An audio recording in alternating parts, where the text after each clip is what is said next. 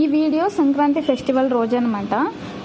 అయినా సరే ఎందుకు ఇంత లేట్గా పోస్ట్ చేస్తున్నా అంటే నాకెందుకో మీతో షేర్ చేసుకోవాలనిపించింది. సో అందుకే నేను మీతో షేర్ చేసుకుంటున్నాను.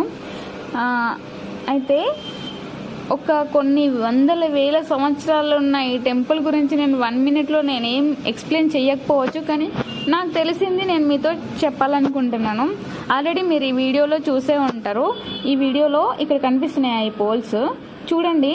ఒక్కొక్క రాయి ఒక్క పోల్ ఒక్క రాయితోనే చెక్కారనమాట. అంటే రాయిని చెక్కడం అంటే అది ఎంత గొప్పతనమో మీరే ఆలోచించుకోండి.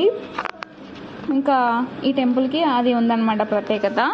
సో ఇలాంటి టెంపుల్స్ ఎందుకు ఊరి చివరిలో మారుమూల ప్రదేశాలలో ఎందుకు ఉంటాయో మనకి అర్థం కావాలి. మనం ఎందుకు ఇలాంటివి తెలుసుకోవాలి కదా. ఖచ్చితంగా తెలుసుకోకుండా ఉండడం మన మూర్ఖత్వం కదా, అప్పట్లో ఉన్న వాళ్ళ గొప్పతనం అనేది. ఇంకా అక్కడ ఒక పోల్ కనిపిస్తుంది. ఆ పోల్ ఒక లేడీ చిటికన వేలు పైన నించోబెట్టిందంట. అంటే ఆ ప్రత్యేకత ఏందో చూడండి లేడీస్ది. ఇంకా ఆ తర్వాత ఆ ఫెస్టివల్ రోజే, కనుమ రోజు ఈ దేవుడిని ఊరేగించి తీస్తారు. ఏ టైం అయినా సరే నైట్ 1, 2, 3, 4 o'clock వరకు ఊరేగిస్తారు అన్నమాట దేవుడిని ఊరంతా.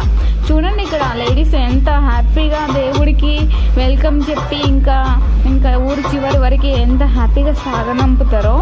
ఇంకా పాటలు, ఎంజాయ్మెంట్, అంత హ్యాపీగా దేవుడిని సాగనంపితేనే మనం తర్వాత ఏ పని చేసినా దేవుడు కూడా మనకు కూడా అంత సపోర్టివ్గా ఉంటాడు అనమాట. సో మనం అంత హార్ట్ఫుల్గా ఉండాలి ఎప్పుడైనా సరే.